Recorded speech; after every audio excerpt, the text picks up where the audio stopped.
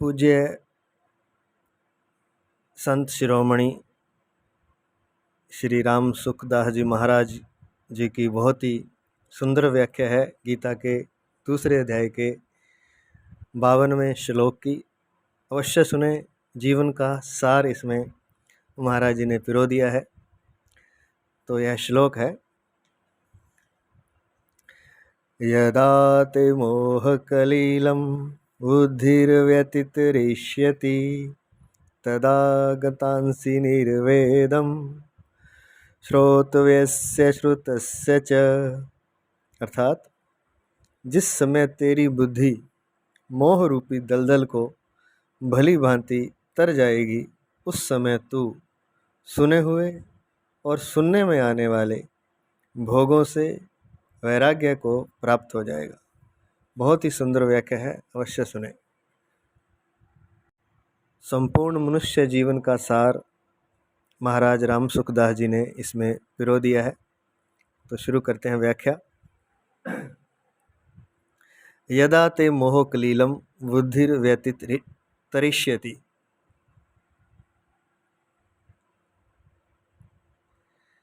यदा ते मोहकलीलं बुद्धिर्व्यतितरिष्यति। शरीर में अहंता और ममता करना तथा शरीर संबंधी माता पिता, भाई भौजाई, स्त्री पुत्र, वस्तु, पदार्थ आदि में ममता करना मोह है। पहले तो ये समझना है कि मोह क्या है। मैं शरीर हूँ और ये शरीर मेरा है। शरीर को लेकर मैं अपने आप को कुछ मानता हूँ, मेरे में एक अहंकार है कि मैं हूँ कुछ। यह है अहंता, यह है अहंकार। ये शरीर मैं हूँ और मैं कुछ हूँ, यह है अहंता। शरीर में अहंता, अहंकार और ममता, ये शरीर मेरा है, मैं कुछ हूँ और ये शरीर मेरा है। तो ये दोनों चीज़ें यूँ हैं, इसको कहते हैं अहंता और ममता। और फिर इस शरीर से संबंधित जो चीज़ें हैं, इस शरीर को जो चीज़ें सुख देती हैं, चाहे वो वस्तु हो, चाहे वो पदार्थ हो, चाहे वो व्यक्ति हो, उसको यह मेरा मानता है।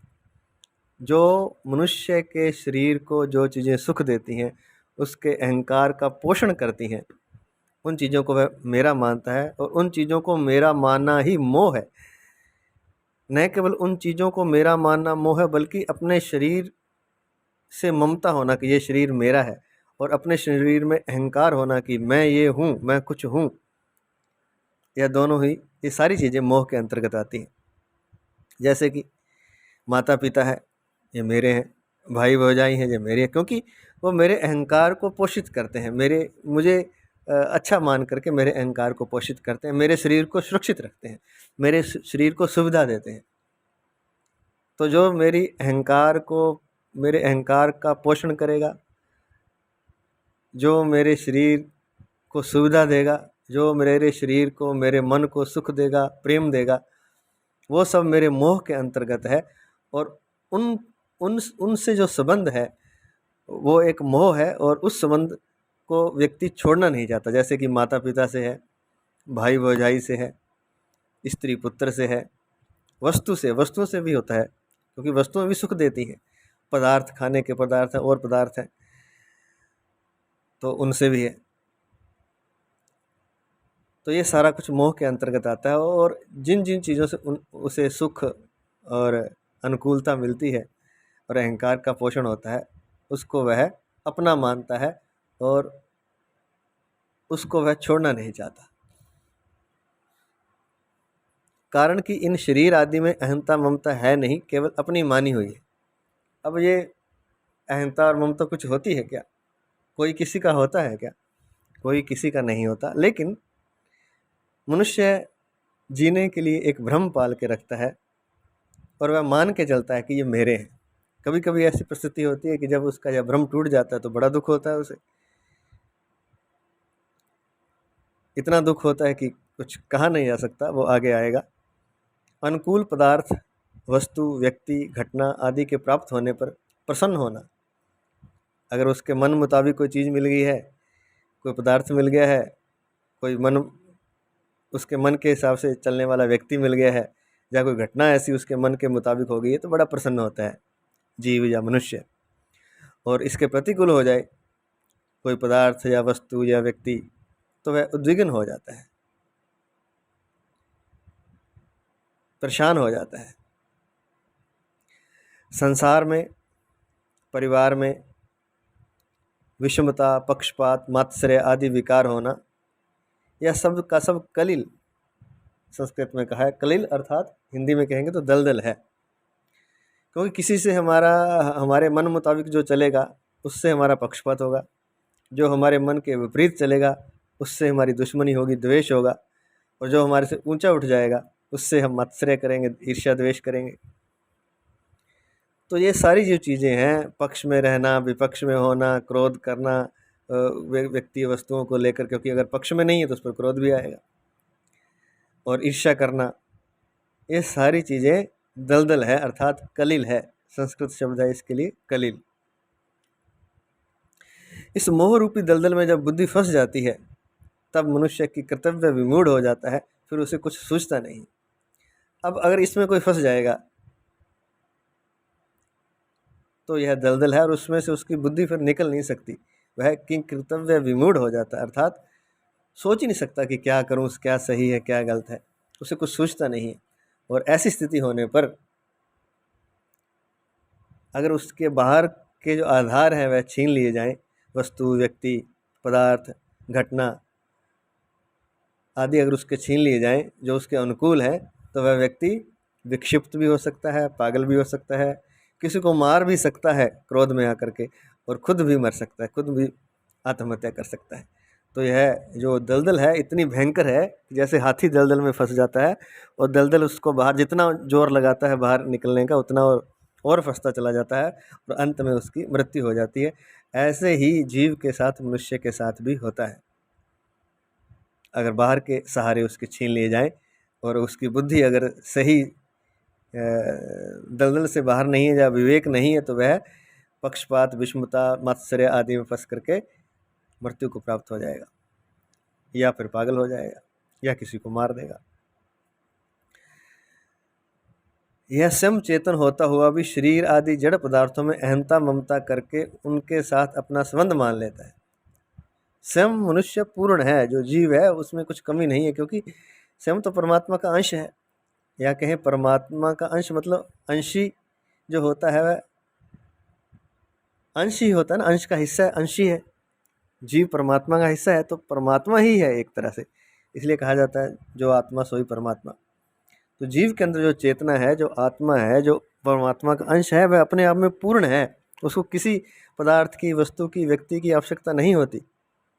लेकिन उनके साथ मोह करके, अहंता ममता करके उनसे अपना संबंध बना लेता है और मान लेता है कि ये मेरे हैं, ये मैं हूँ। पर वास्तव में यह जिन जिन चीज़ों के साथ संबंध जोड़ता है वे चीज़ें इसके साथ सदा नहीं रह सकती, और यह भी उनके साथ सदा नहीं रह सकता। जिसके साथ हमने संबंध जोड़ा है वह चीज़ या व्यक्ति हमेशा रहेगा क्या? अगर वो हमेशा, पहली बात तो वही हमेशा नहीं रहेगा। मान लेते हैं एक बार कि सामने वाला व्यक्ति और वस्तु हमेशा रहेगा, लेकिन खुद व्यक्ति नहीं रहेगा। 50 साल, 60 साल, 70 साल, 100 साल उसे जाना पड़ेगा। जिस मकान में वो रहता था उसको छोड़ के जाना पड़ेगा, जिस शरीर में वो रहता है उसको छोड़ के जाना पड़ेगा, जिन रिश्ते नातों में वह रहता है उसको छोड़ के जाना पड़ेगा। तो संबंध यह अनित्य है, नित्य नहीं है, बस माना हुआ है, भ्रम है एक तरह से। परंतु मोह के कारण इसकी इस तरफ दृष्टि ही नहीं जाती, प्रत्युत यह अनेक प्रकार के नए नए संबंध जोड़कर संसार में अधिक से अधिक फंसता चला जाता है।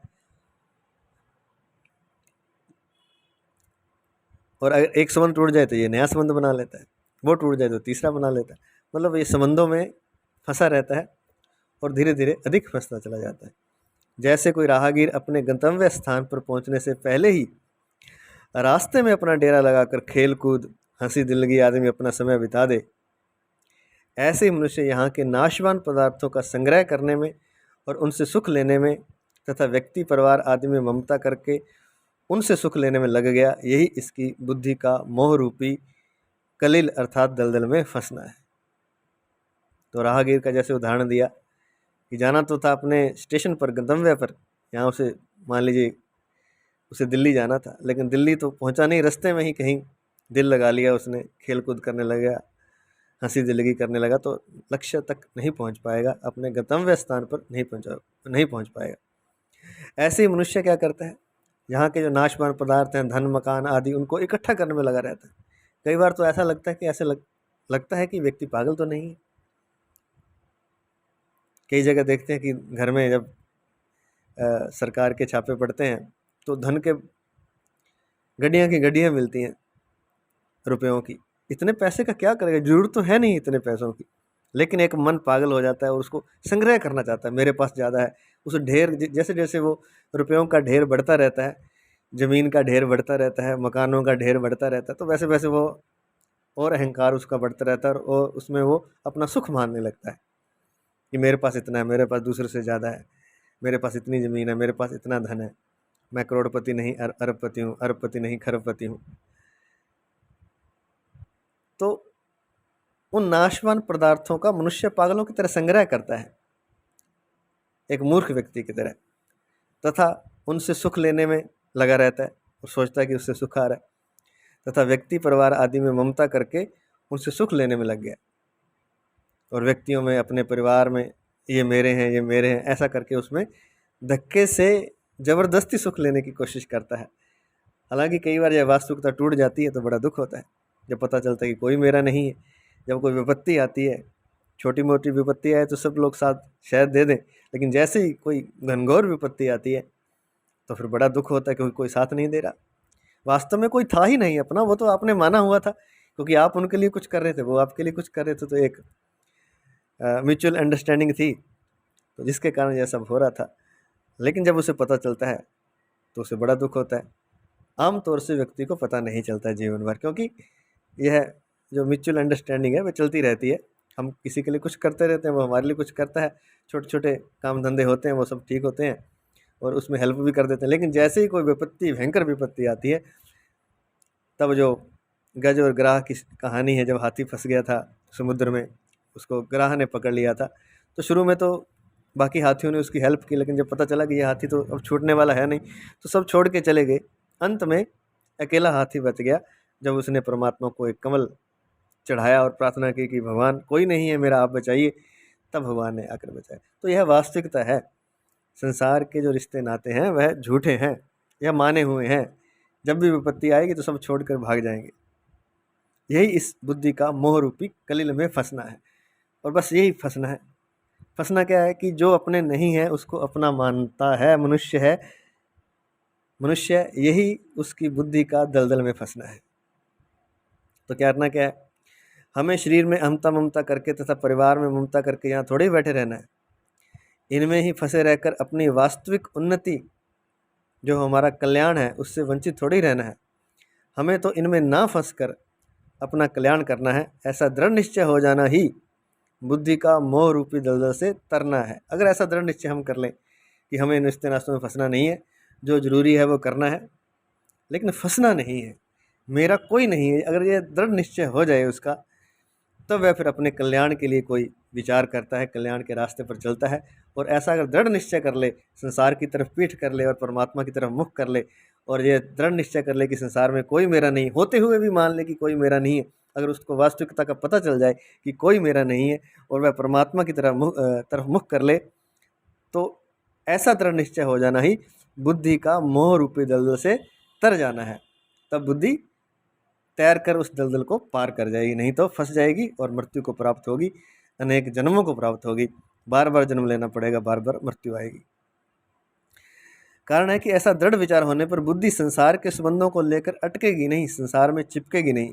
अगर दृढ़ विचार आ जाएगा, संकल्प कर लेगा मनुष्य संसार के संबंधों को देखकर, उनकी वास्तविकता को देखकर और परमात्मा की सत्यता को देखकर, तो वह, उसकी बुद्धि संसार में अटकेगी नहीं, चिपकेगी नहीं, तो वह पार कर जाएगा, तर जाएगा। जिसके लिए लिखा है बुद्धिर व्यति तरिष्यति, बुद्धि से भली भांति तर जाएगा। तो बुद्धि से दृढ़ निश्चय करने मात्र से ही वह संसार से तर सकता है। मोहरूपी कलिल के तरने के दो उपाय बता रहे हैं महाराज जी यहाँ पर, विवेक और सेवा। अब पहले तो बताया कि फंसा कैसे हुआ है, अब उपाय बता रहे हैं कि इस दलदल से पार कैसे होना है।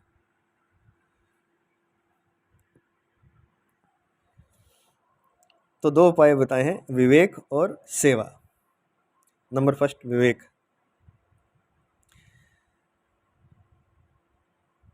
विवेक होता है तेज, तो वह असत्य विषयों में अरुचि करा देता है। अगर बुद्धि और विवेक तीव्र है, उसका तेज ज़्यादा है मनुष्य में, जीव में, तो वह अपने आप ही जो असत्य विषय हैं, झूठे विषय हैं, उनमें अरुचि करा देता है। मन में दूसरों की सेवा करने की, दूसरों को सुख पहुंचाने की धुन लग जाए, तो पहला तो विवेक से उसको अपने आप ही अरुचि हो जाएगी, वैराग्य पैदा हो जाएगा संसार से। दूसरा, अगर मन में दूसरों की सेवा करने की, दूसरों को सुख पहुंचाने की धुन लग जाए, तो अपने आप अपने सुख आराम का त्याग करने की शक्ति आ जाती है। अगर व्यक्ति अपने जीवन का उद्देश्य ये बना ले कि मैं दूसरों की सेवा ही करूँगा, दूसरों को सुख पहुँचाऊँगा, अपने लिए कुछ नहीं करूँगा, अपने लिए जो हो गया हो गया, इसके बाद मैंने अपना शरीर और धन जो मेरे पास सामर्थ्य है वह दूसरों की सेवा में लगाना है, तो उसमें फिर अपने सुख और आराम को त्याग करने की शक्ति आ जाती है। दूसरों को सुख पहुँचाने का भाव जितना तेज होगा, उतना ही अपने सुख की इच्छा का त्याग होगा। जैसे शिष्य की गुरु के लिए, पुत्र की माता पिता के लिए, नौकर की मालिक के लिए सुख पहुंचाने की इच्छा हो जाती है, तो उनकी अपने सुख आराम की इच्छा स्वतः सुगमता से मिट जाती है। ऐसे ही कर्मयोगी का संसार मात्र की सेवा करने का भाव हो जाता है, तो उसकी अपने सुख भोग की इच्छा स्वतः मिट जाती है। जैसे शिष्य गुरु के लिए, जो शिष्य है वह अपने सुख के लिए थोड़ी करता है, वह गुरु जो कहता है उसकी आज्ञा में चलता है, चाहे उसे दुख मिले चाहे सुख मिले, लेकिन उसने आज्ञा में चलना, अपने सुख आराम को वो गुरु के लिए त्याग देता है। ऐसे ही जो आदर्श पुत्र है वह भी माता पिता के लिए अपने सुख आराम को त्याग देता है। तो यह एक तरह से दूसरों को सुख पहुंचाने का भाव है, सेवा करने का भाव है। और जैसे नौकर का मालिक के लिए, नौकर भी हालांकि तनख्वाह लेता है, लेकिन फिर भी वो मालिक के लिए, जो अच्छे नौकर है, जो स्वामी भक्त नौकर है, वह मालिक के लिए शिष्य की तरह ही कार्य करता है, पुत्र की तरह ही कार्य करता है। तो मालिक के सुख के लिए वह बहुत कुछ करता है। तो यह दूसरों को सुख पहुंचाने का भाव है। तो जब ऐसा भाव होता है तो उनकी अपने सुख आराम की इच्छा स्वतः मिट जाती है। ऐसे ही कर्मयोगी का संसार मात्र की सेवा करने का भाव हो जाता है, तो उसकी अपने सुख भोग की इच्छा स्वतः मिट जाती है। जो संसार की दुनिया की सेवा करते हैं, कुछ लोग वास्तव में करते हैं, तो उनकी अपने सुख भोग की इच्छा स्वतः मिट जाती है। विवेक विचार के द्वारा अपनी भोग इच्छा को मिटाने में थोड़ी कठिनता पड़ती है, लेकिन विवेक से अगर अपनी भोग की जो इच्छा है उसको मिटाएगा तो थोड़ी कठिनता लगेगी उसे। बुद्धि जल्दी से मानेगी नहीं, विवेक जल्दी से मानेगा नहीं कि मैं अपने भोग की जो इच्छा है उसको क्यों छोड़ूं, जो भोग मुझे मिल रहे हैं उसको भोगना क्यों छोड़ूं। लेकिन अगर वह सेवा करता है तो आसानी से भोग इच्छा मिट जाती है। यह राम सुखदास जी कह रहे हैं। कारण कि अगर विवेक विचार अत्यंत दृढ़ ना हो तो वह तभी तक काम देता है जब तक भोग सामने नहीं आते। जब भोग सामने आते हैं तब साधक प्राय उनको देखकर विचलित हो जाता है, परंतु जिसमें सेवा भाव होता है उसके सामने बढ़िया से बढ़िया भोग आने पर भी वह उस भोग को दूसरों की सेवा में लगा देता है।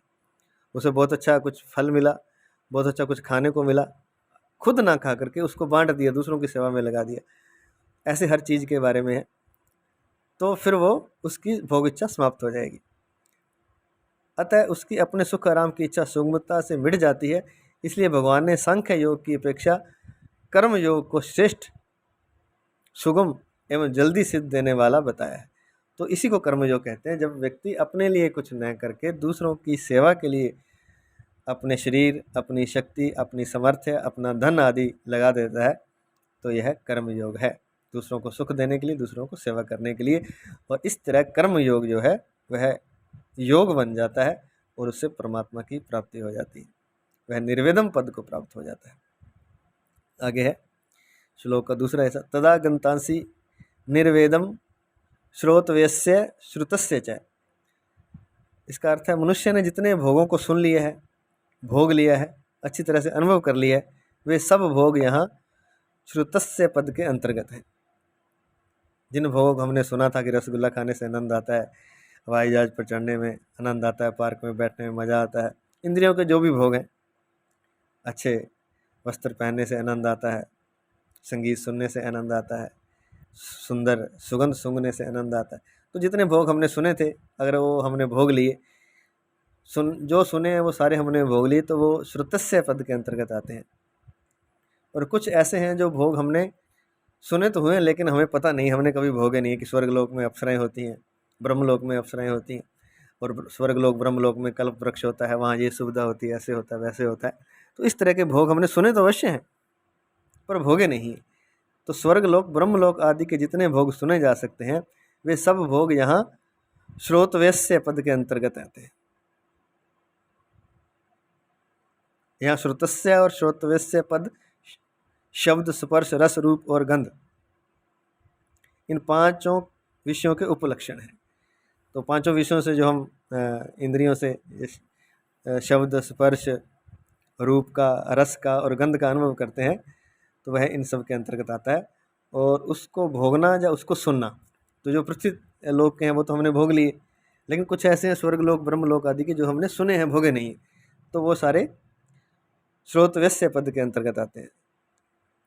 तो भगवान श्री कृष्ण कहते हैं, जब तेरी बुद्धि मोह रूपी दलदल को तर जाएगी, तब इन श्रुत अर्थात अहलौकिक इस लोक के और श्रोतव्य अर्थात परलोक, स्वर्ग आदि, ब्रह्मलोक आदि के पारलौकिक भोगों से, विषयों से तुझे वैराग्य हो जाएगा, जब तेरी बुद्धि मोह रूपी दलदल को तर जाएगी। तात्पर्य है कि जब बुद्धि मोह कलील को तर जाती है, मोह की दलदल को तर जाती है, तब बुद्धि में तेजी का विवेक जागृत हो जाता है कि संसार प्रतिक्षण बदल रहा है और मैं वही रहता हूँ। अतः इस संसार से मेरे को शांति कैसे मिल सकती है, क्योंकि जिस चीज़ से मैं सुख ले रहा हूँ वो प्रतिक्षण बदल रहा है। वो आज है, कल नहीं है। आज उसके भाव मेरे प्रति अच्छे हैं, कल बुरे हो सकते हैं। आज वो मेरे अनुकूल है, कल प्रतिकूल हो सकता है। तो वो प्रतिक्षण बदल रहा है संसार, ऐसा नहीं कोई एक, पूरा संसार ही प्रतिक्षण बदल रहा है। कोई भी चीज़ यहाँ स्थिर नहीं है, ना विषय स्थिर है, ना विषय स्थिर है। अतः इस संसार से मेरे को शांति कैसे मिल सकती है, क्योंकि प्रतिक्षण सब कुछ बदल रहा है। मेरा अभाव कैसे मिट सकता है? तब श्रुत और श्रोतव्य जितने विषय हैं उन सबसे स्वतः वैराग्य हो जाता है। जब उसको ये बात समझ में आती है, तब स्वतः ही उसको वैराग्य प्राप्त हो जाता है।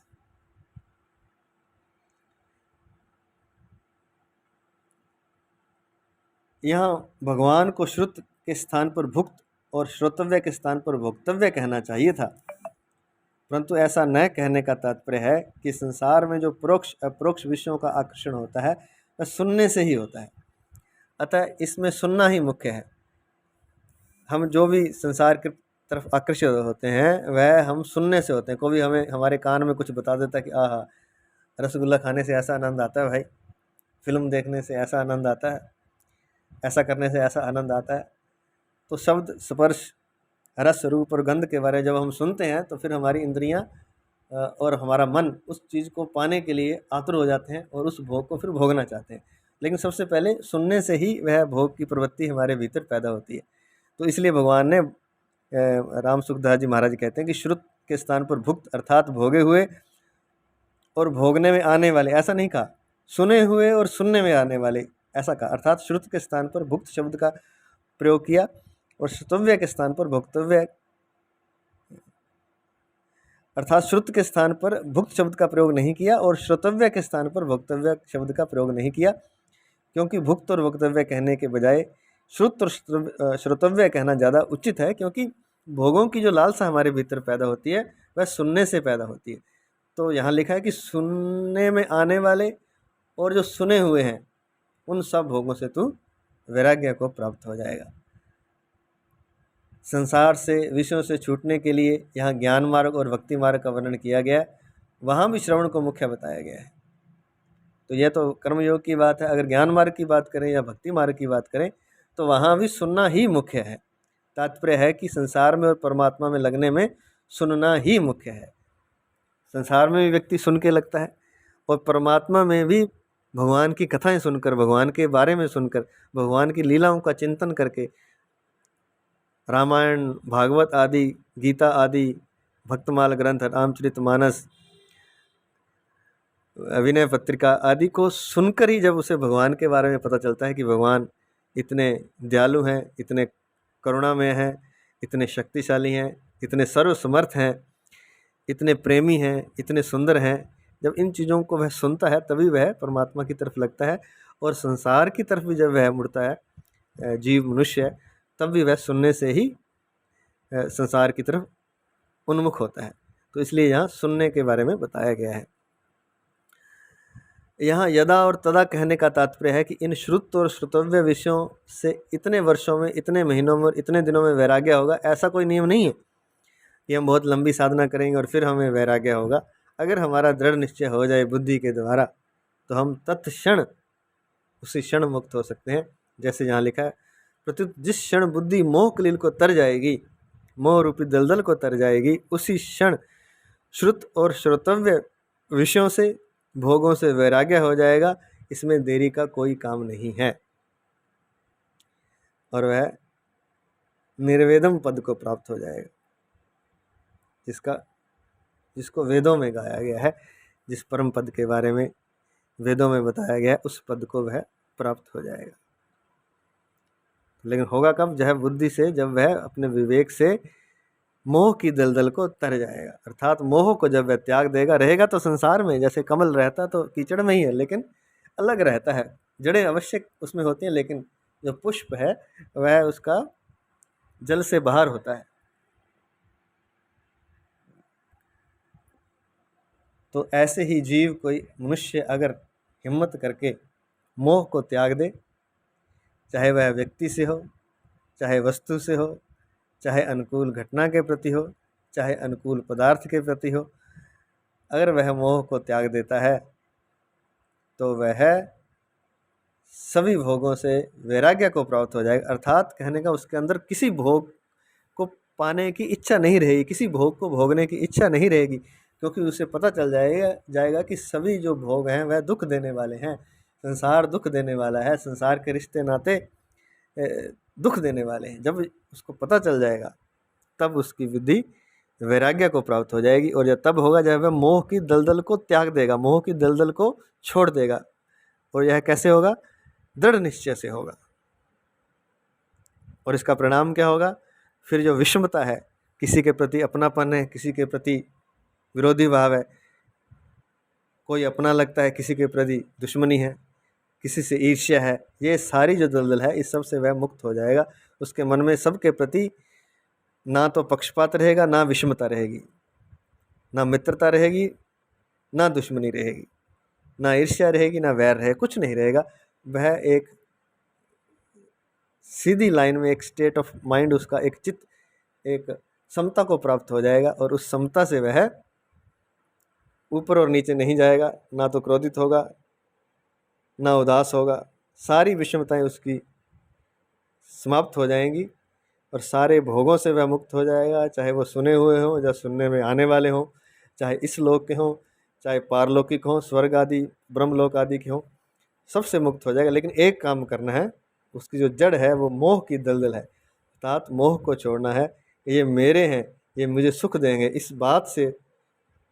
इस बात को उसे बुद्धि और विवेक द्वारा त्याग देना है। यह है इस पद का अर्थ। स्वामी जी राम सुखदास जी पूज्य महाराज जी ने बड़ी सुंदर इसकी व्याख्या की है। गीता का ये दूसरे अध्याय का 52वां 52 श्लोक है। और यह पुस्तक जो थी ये साधक संजीवनी है, जिसमें स्वामी राम सुखदास जी महाराज ने टीका की हुई है, अर्थात इसकी व्याख्या की है। तो गीता की जो साधक संजीवनी ग्रंथ है, भगवत गीता का साधक संजीवनी नाम से, तो उसमें राम सुखदास जी की व्याख्या है, उसमें से यह, उस ग्रंथ से यह लिया गया है। धन्यवाद। आज इतना ही।